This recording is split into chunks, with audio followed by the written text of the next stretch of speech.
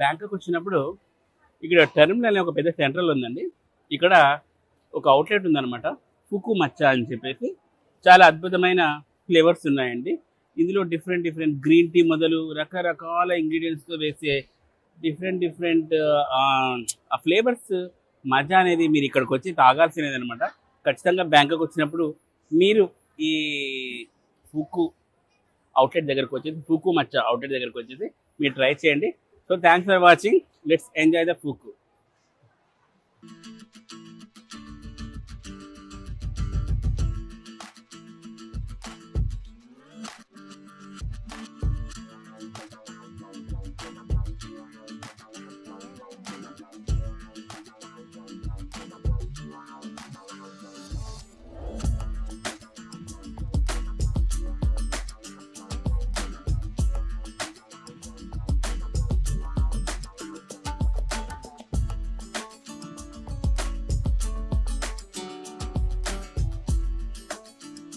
Bangkok వచ్చినప్పుడు ఇక్కడ terminal అనే ఒక పెద్ద సెంట్రల్ ఉందండి. ఇక్కడ ఒక అవుట్లెట్ ఉందన్నమాట. ఫుకు మచ్చా అని చెప్పేసి చాలా అద్భుతమైన ఫ్లేవర్స్ ఉన్నాయండి.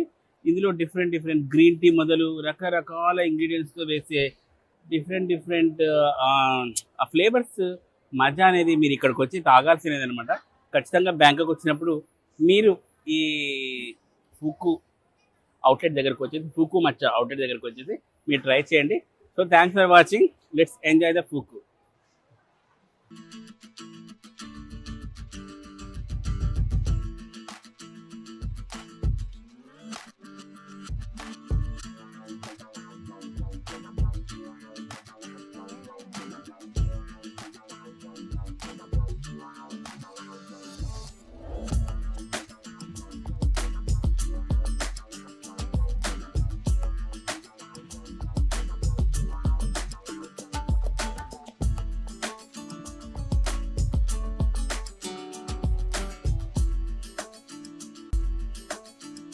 సో గురుగారు, ఈ మధ్య నేను మీ వాట్సాప్ స్టేటస్ చూసా. అసలు భూత పురాణం మొత్తం అక్కడ మీ వాట్సాప్ స్టేటస్ లో టాయ్స్, సెక్స్ టాయ్స్, మీరు పటాయాలో బ్యాంకాక్ లో చేసిన అరాచకాలు, ఘోరాలు, నేరాలు అన్ని చూసాం మేము. మీరు ఒక అమ్మవారి సేవకులు, తంత్ర విద్యల్లో ఆరితేరిన వాళ్ళు, మీకు ఇవేం పనులు, మీకు ఇట్లా చేయొచ్చా మీరు?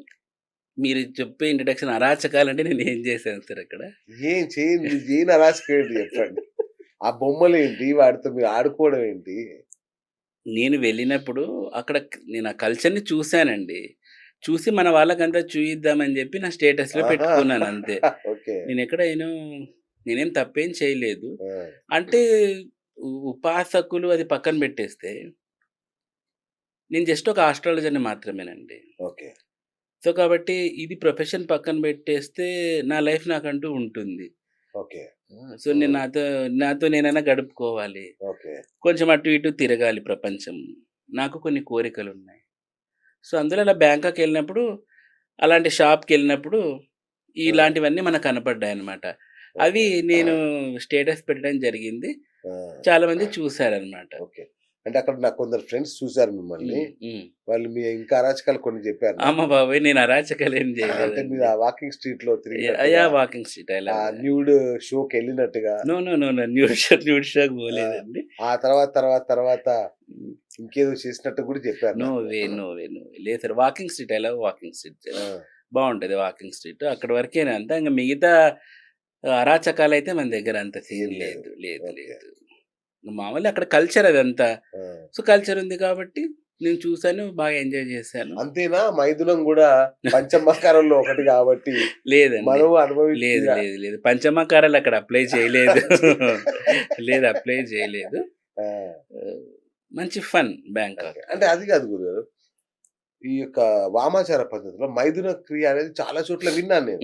అంటే మీరు మొదటి చెప్పారు అట్లాంటిది ఏముండదని అన్నారు, కానీ నేను చాలా చోట్ల విన్నాను. దశలుగా ఆ మైథున క్రియ ఎలా జరుగుతుంది అనే దాని గురించి చాలా విన్నాను. అంటే మీరు కావాలని చెప్పట్లేదు మరి, అట్లా ఏమో గానీ అంత ప్రాధాన్యత ఉందా మైథున క్రియకి? సార్ ఇది అంటే ఇన్ ప్రిన్సిపల్ చెప్పండి నాకు. మీరు చేస్తున్నారా లేదా అని వదిలిపెడితే. సార్ నిజంగా అంటే దాని గురించి అయితే ప్రత్యేక స్థానం అంటూ ఉంది. రైట్. అది కాదనలేము and Yes. It is inevitable.